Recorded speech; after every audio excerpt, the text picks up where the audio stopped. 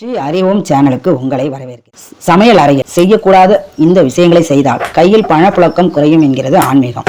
அது என்னென்ன என்பதை தெரிஞ்சுக்கலாம் வாங்க. பணப்புழக்கத்தை குறைக்க செய்யும் இந்த விஷயங்கள் ரொம்பவும் சூட்சமமான விஷயங்களாக உள்ளன. வீட்டில் இருக்கக்கூடிய பொருட்களுக்கும் நேர்மறை மற்றும் எதிர்மறை ஆற்றல்களை வெளியிடக்கூடிய தன்மை உண்டு. அதுபோல் சில பொருட்கள் மங்களகரமாகவும் உள்ளன. சில பொருட்கள் அதிர்ஷ்டத்தையும் சில பொருட்கள் துரதிர்ஷ்டத்தையும் கொண்டவைகளாக உள்ளன. இந்த வகையில் இந்த பொருட்கள் இப்படித்தான் இருக்க வேண்டும், இப்படி இல்லாமல் இருந்தால் பணவரவு தடைபடும் என்கிறது ஜோதிடம். அப்படி இருக்கின்ற சில முக்கியமான விஷயங்களை பற்றி இந்த பதிவில் தெரிந்து கொள்ளலாம். சமையல் அறையில் முக்கியமாக இருக்க வேண்டிய பொருள் அஞ்சரை பெட்டி. இருக்கின்ற அஞ்சரை பெட்டியில் ஒவ்வொரு அறையிலும் உங்களுக்கு தேவையான முக்கியமான பொருளை வைத்திருப்பீர்கள்.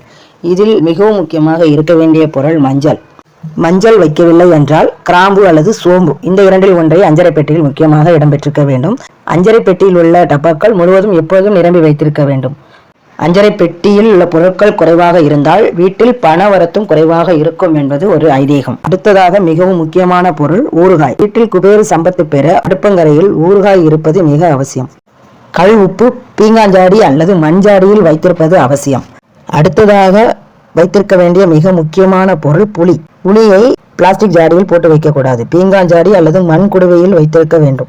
அடுத்ததாக அரிசியை மூட்டையாக வாங்குபவர்கள் அதை பிரித்து தேவையான அளவு அரிசி பெட்டியில் வைத்திருக்க வேண்டும். அரிசி பெட்டியில் எப்பொழுதும் ஆளாக்கு நிரம்ப வைத்திருக்க வேண்டும். ஆளாக்கை கவிழ்த்தி வைக்கக்கூடாது, அதை நேராக நிமித்தி வைத்து அது நிறைய அரிசியை கொட்டி வைக்க வேண்டும். அரிசியின் அளவு குறைய குறைய அதை எடுக்கும்போது ஒரு சத்தம் கேட்கும், அது பண வரவை குறைய செய்யும். எனவே அரிசியை எப்பொழுதும் குறைய விடாமல் நிரம்ப நிரம்ப வைத்திருப்பது அவசியம். அதே போல ஆளாக்கும் காலியாக வைத்திருக்க கூடாது.